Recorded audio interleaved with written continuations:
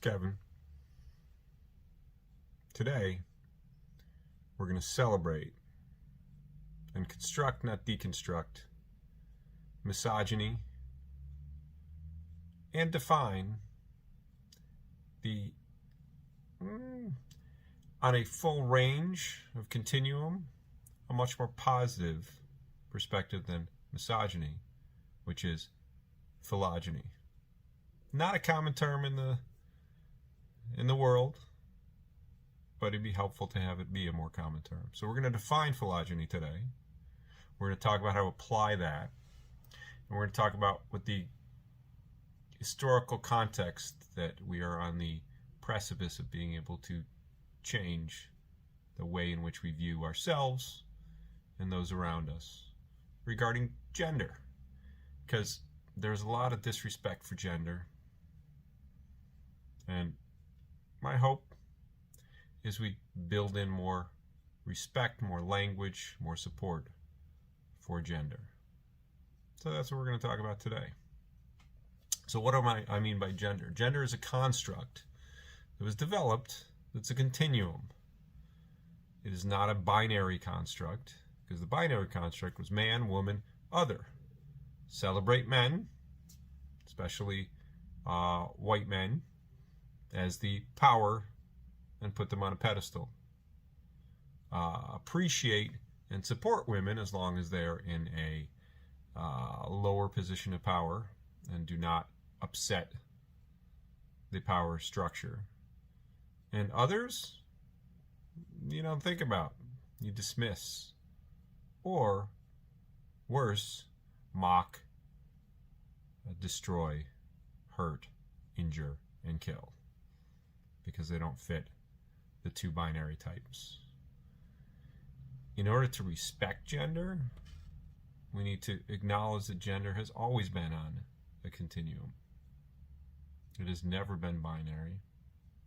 But the language that we use is what separates and divides and makes it divisive. So if we can start using different language, including misogyny, which is putting down or looking down on women, deconstructing women as an object or as a negative or something that's okay to hurt or dismiss. And anyone who doesn't fit the gender of men should get no power and should be hurt and could be dismissed or killed or aren't important. That's the stuff we need to dissipate and then move forward with. So how do we do that? Part of it's in the language. We learn the binaries, and then we learn the continuums. Right, wrong, bad, good, black, white, man, woman. We learn each of those things, and then we learn that it's all nuance. There are grays in between all of those blacks and white. There are grays in between white and black. There's grays in between race. There's grays between gender. There's grays in all cultures, in all people, and in all values. Because you can be a hero that's flawed. And we start to learn that. In our culture, we learn that it's okay to be each of those things. And then we fall on one side, and our defenses fight to be one thing or the other. So a term to try to balance that out as a step towards the continuum is philogyny, which is admiring or loving women, which is kind of the binary opposite of misogyny, of hating or not appreciating women. So if we can get some more philogyny and then mix that together, maybe we will get to a more accurate and supportive continuum of wherever people are at on the continuum of transgender, of non-binary, of man, of woman, of cis, or not. And both in gender and in all aspects of what we appreciate and what we don't appreciate. So, where did misogyny come from? It came from the power structure that was established to be able to put males on top, decision making, creating, and never being okay with letting go of their own materials, their own values, their own ego. So when we start to get rid of ego, we start to see some gray, and we start to be okay with developing power over ourselves and not power over others. Because misogyny came from the idea that power over others is what makes us feel good. Emotionally, internationally, nationally.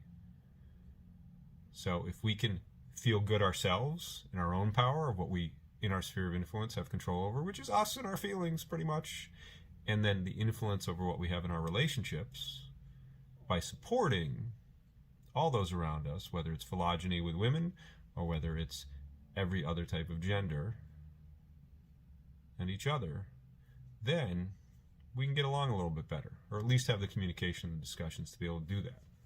So the main premise that I'm promoting here is admire versus dismiss. Admire the qualities of difference, because the things we can't do ourselves, or we can't be ourselves, because we can only be ourselves.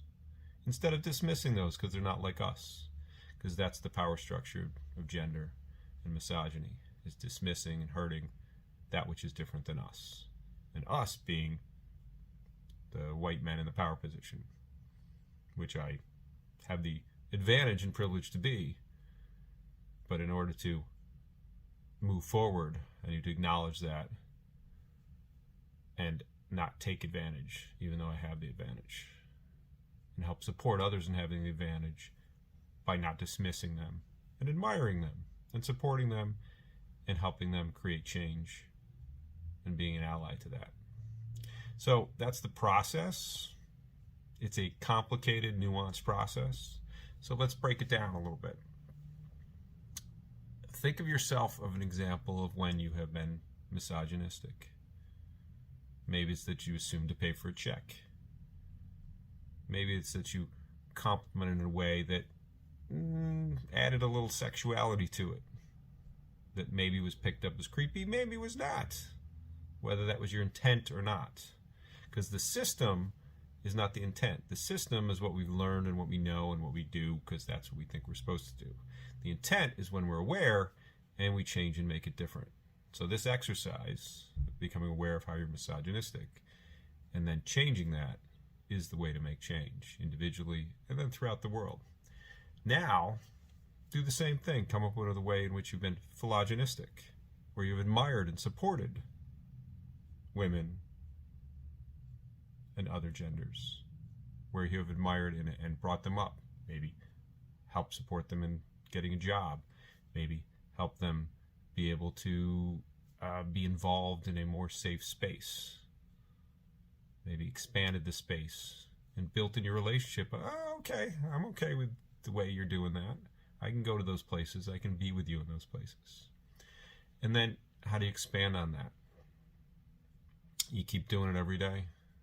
Build your awareness, build your social circles, build your support, and build your spaces to be able to promote philogyny. And then, that's not where it ends, and then promote a continuum of admiring those aspects that are different than your own.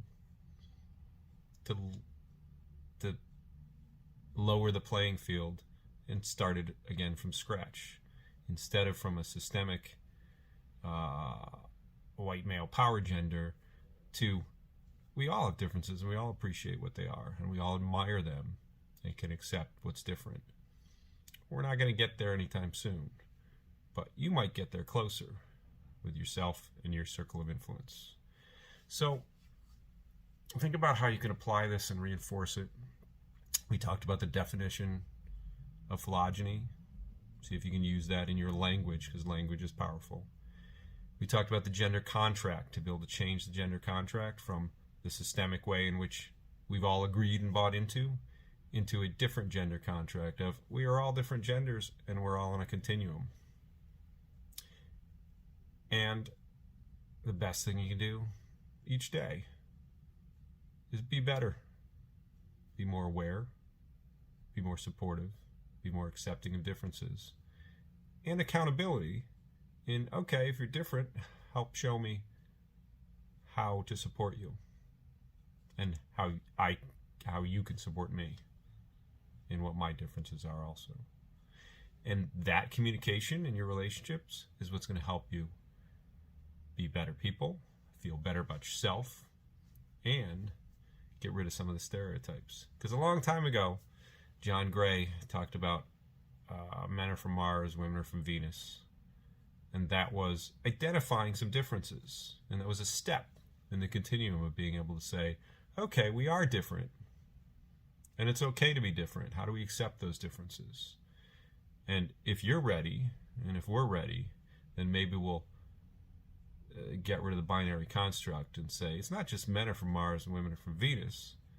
We're all from all of the planets, and we all have differences. So let's admire what those are and support each other, especially in our most intimate relationships, so that we can get along a little bit better, resolve things, figure out where our conflicts are in our own relationships, and be more relationship ready. Thanks for watching. Subscribe, like, comment. Do it now before you forget, so that you can share this with others and you won't miss the next episode of Relationship Ready. Thanks for watching.